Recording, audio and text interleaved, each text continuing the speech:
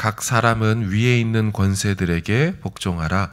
권세는 하나님으로부터 나지 않음이 없나니 모든 권세는 다 하나님께서 정하신 바라. 그러므로 권세를 거스르는 자 하나님의 명을 거스름이니 거스르는 자들은 심판을 자취하리라. 다스리는 자들은 선한 일에 대하여 두려움이 되지 않고 악한 일에 대하여 되나니 네가 권세를 두려워하지 아니하려느냐. 선을 행하라. 그리하면 그에게 칭찬을 받으리라. 그는 하나님의 사역자가 되어 내게 선을 베푸는 자니라. 그러나 내가 악을 행하거든 두려워하라.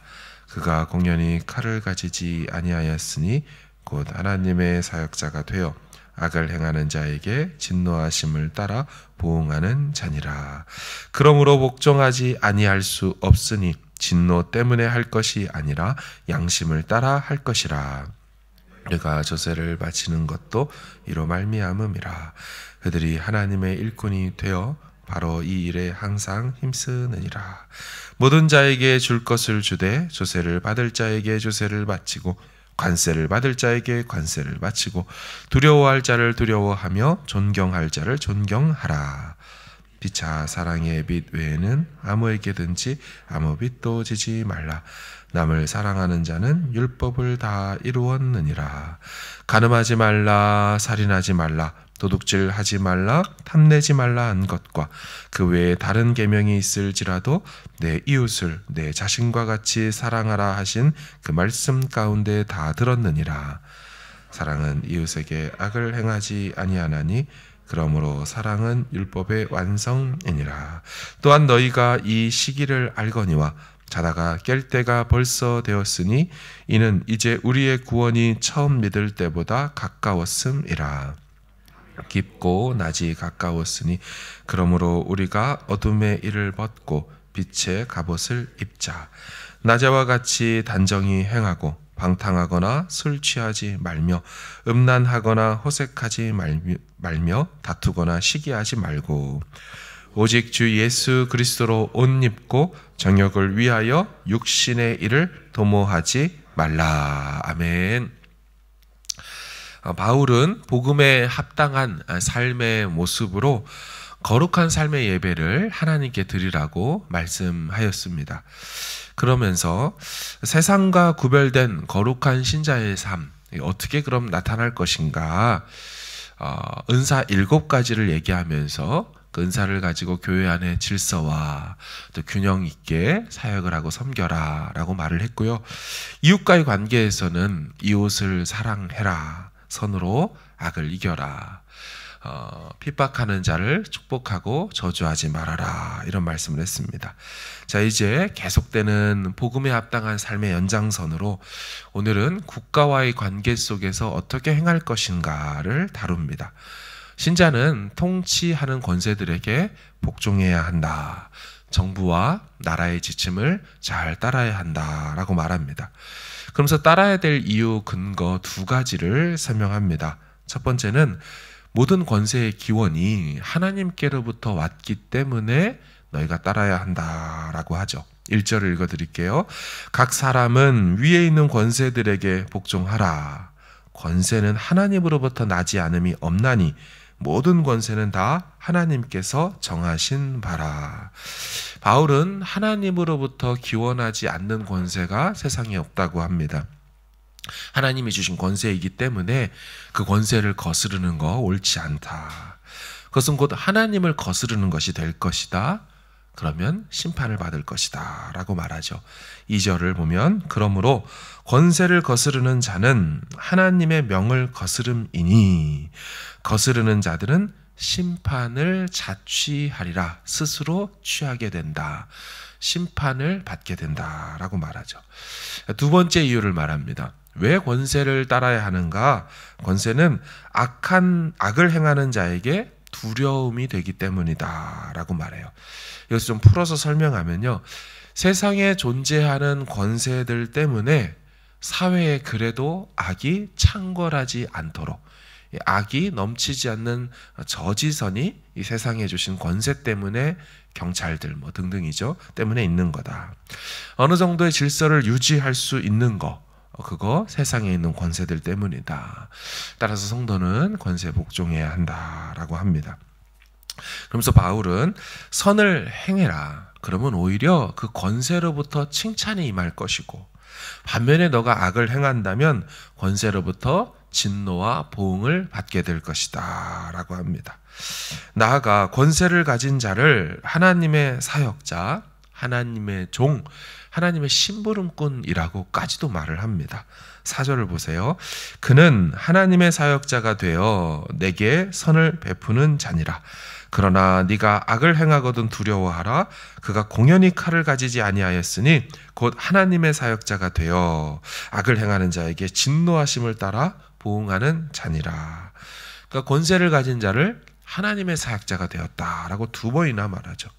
그러면서 나라가 걷는 세금도 탈세하지 말고 꼬박꼬박 잘 내라고 합니다. 관세도 떼먹지 말라고 하죠.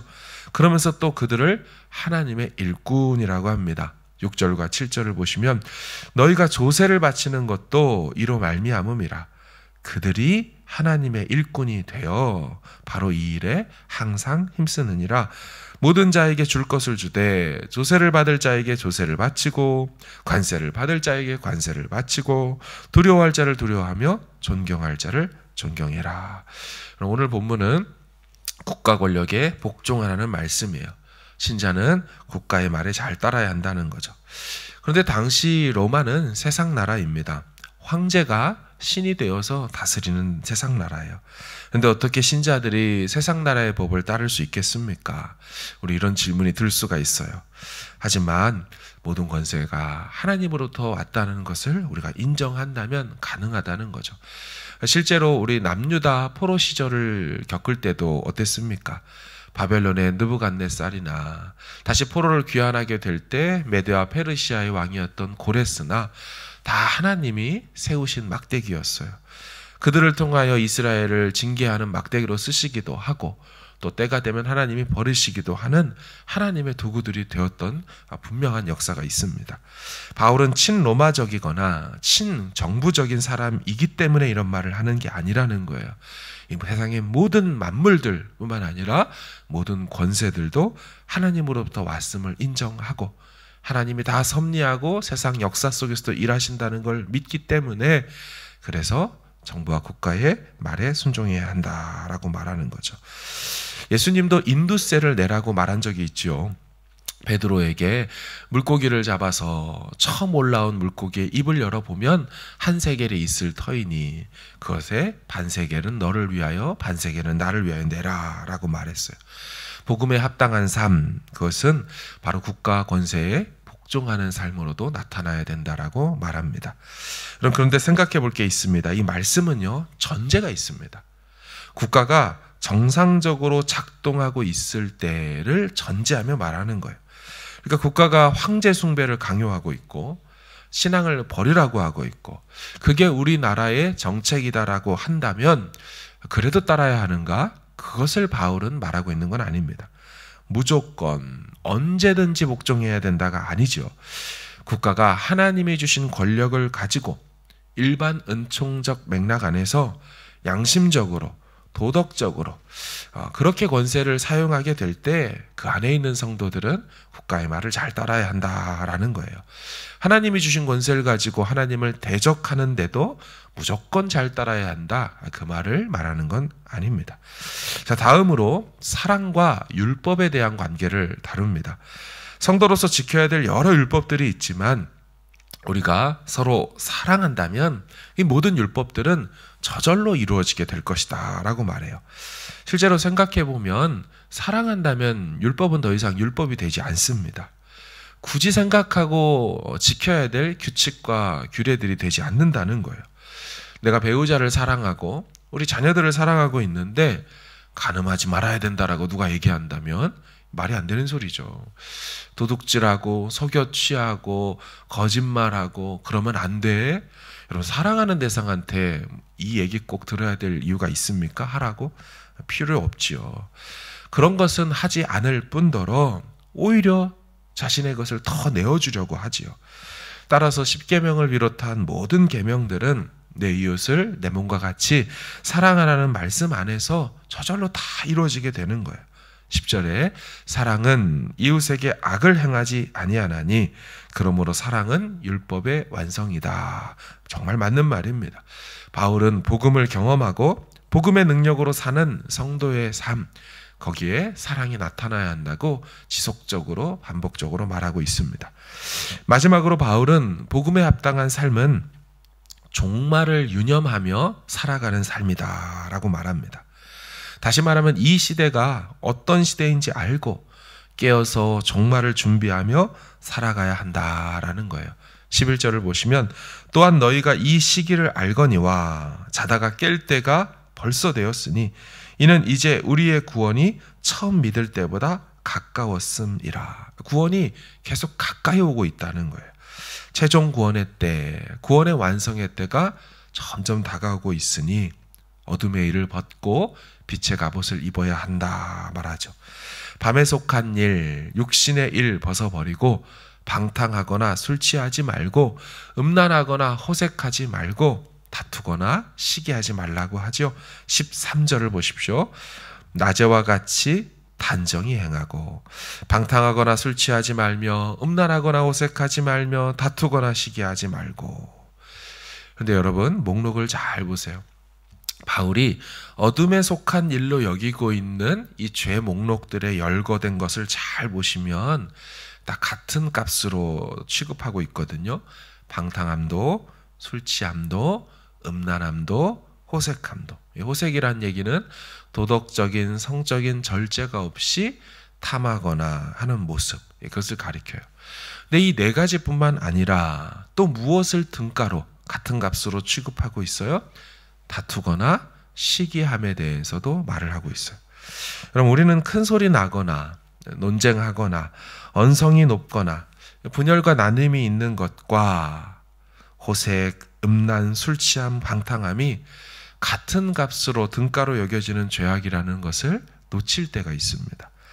음란이나 호색은 큰 죄악처럼 여기지만 서로 시기하고 다투고 질투, 판단, 정죄하는 것들은 상대적으로 행해도 괜찮고 별일 아닌 죄로 여길 때가 있다는 거예요. 하지만 사도 바울은 이 죄악을 아주 같은 죄악의 목록으로 함께 열거하고 있습니다. 동일한 경계심을 가져야 된다라고 말하는 거예요. 우리가 금요일까지만 해서 여기로 다루지만 내일 토요일부터는 이제 서로 비판하지 말라 하며 성도들 안에, 로마 교회 성도들 안에 아마도 일어났을 법한 이 고린도 교회와 같은 갈등, 분열의 문제들을 집중하여 마지막으로 다루면서 로마서를 끝냅니다. 그 정도로 사도 바울은 그 부분을 중요하게 다루죠. 종말의 때를 살아가는 성도들아, 이 모든 것을 벗어버려야 한다. 빛의 갑옷을 입어야 된다라고 말합니다. 특별히 오늘 보면 13절에는요. 낮에와 같이 단정히 행하라 라고 말합니다.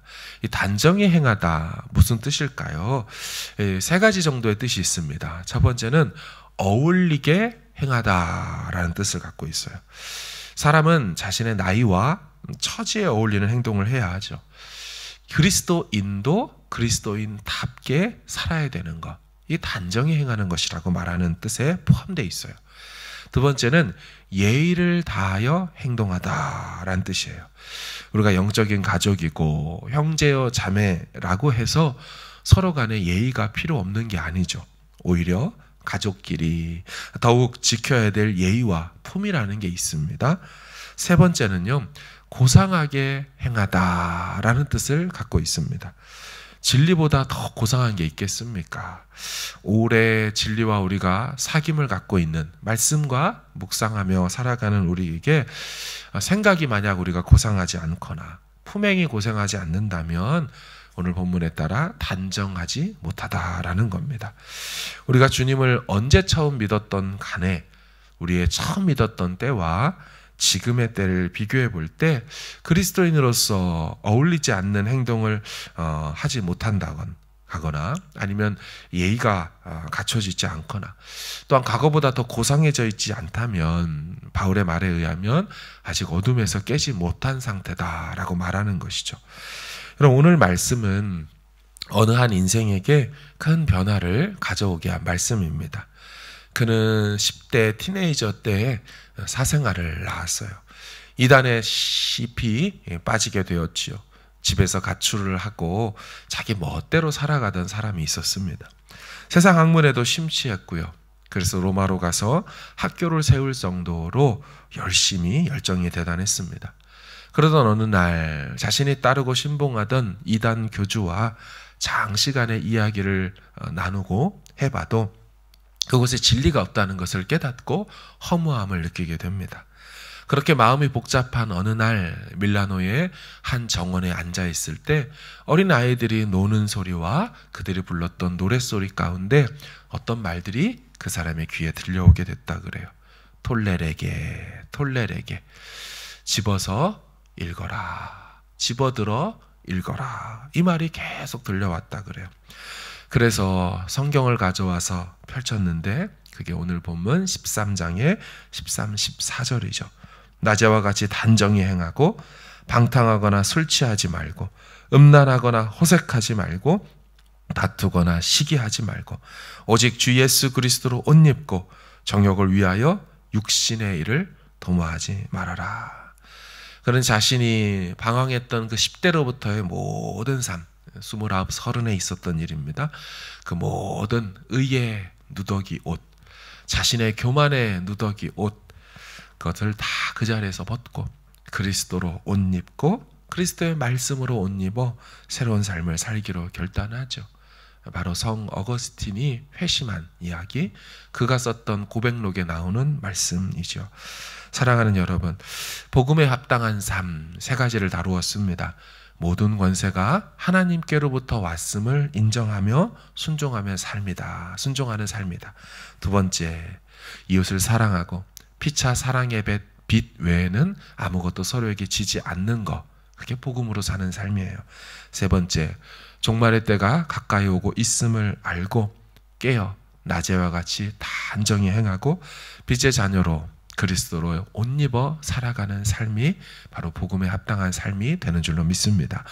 복음으로 충만한 오늘 하루의 삶이 되시기를 주님의 이름으로 축원합니다.